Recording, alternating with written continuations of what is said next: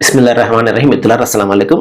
దైవ శాంతి మనందరిపై కురియుగాక. మనము మీతో 2 నిమిషాల కార్యక్రమంలో భాగంగా ప్రవక్త ముహమ్మద్ సల్లల్లాహు అలైహి వసల్లం వారి యొక్క ప్రవచనాలు వింటూ ఉన్నాము. ఈరోజు 706వ ప్రవచనము. రియాజు సాలిహీన్, బుఖారీ మరియు ముస్లిం గ్రంథకర్తలు దైవ ప్రవక్త ఈ విధంగా సెలవిచ్చారు. దైవాన్ని అంతిమ దినాన్ని విశ్వసించేవారు తమ అతిథులకు మర్యాద చేయాలి, తమ బంధువులతో మంచి సంబంధాలు కలిగి ఉండాలి, పలికితే మంచి మాటనే పలకాలి లేదా మౌనంగా ఉండాలి. చాలా అద్భుతమైనటువంటి విషయాలు సంబంధ బాంధవ్యాలను గురించి, సమాజంలో బలోపేతమయ్యే సంబంధాలు ఏవైతే ఉన్నాయో, అది బంధువుల సంబంధాలు కావచ్చు, స్నేహితులతో కావచ్చు, వీరితో ఏ విధమైనటువంటి సంబంధాలు కలిగి ఉండాలి ప్రవక్త ముహమ్మద్ సల్లల్లాహు అలైహి వసల్లం ఇక్కడ సెలవిస్తున్నారు. ఎందుకంటే దైవం పంపినటువంటి ధర్మం ఏదైతే ఉందో ఇది మానవుని అన్ని రంగాలను కూడా సంస్కరించి ఒక ఉత్తమమైనటువంటి మార్గనిర్దేశం చేస్తుంది. కేవలం ఆధ్యాత్మిక రంగానికి మాత్రమే ఇది పరిమితం చేయదు మహాశిలారా. ఈ విధంగా దైవ ప్రవక్త ఏం చెప్తున్నారంటే దైవాన్ని అంతిమ దినాన్ని విశ్వసించేవాడు. ఎందుకంటే దైవాన్ని అంతిమ దినాన్ని విశ్వసించేవానికే ఈ బోధ అనేది అతనికి ఆకలింపు చేసుకోగలుగుతాడు.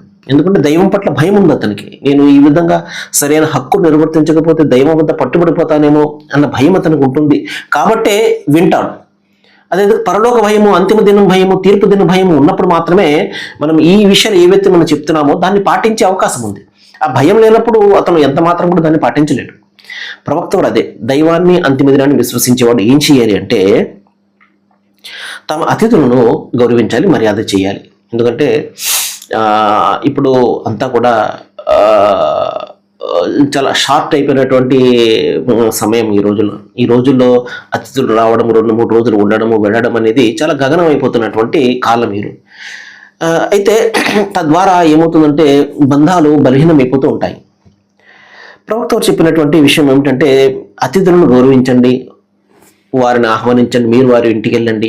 ఈ విధంగా ఒక బంధాన్ని బలోపేతం చేసుకునే విధంగా ప్రవక్త ముహమ్మద్ సల్లల్లాహు అలైహి వసల్లం వారు చాలా సందర్భాల్లో చెప్పడం జరిగింది. అదేవిధంగా మంచి సంబంధాలను కలిగి ఉండండి, వారితో మంచి సంబంధాలను కలిగి ఉండండి. చిన్న చిన్న విషయాలకు పట్టింపులకు పోయి బంధాలు తెంచుకోవడం ఇటువంటి దూరంగా ఉండండి.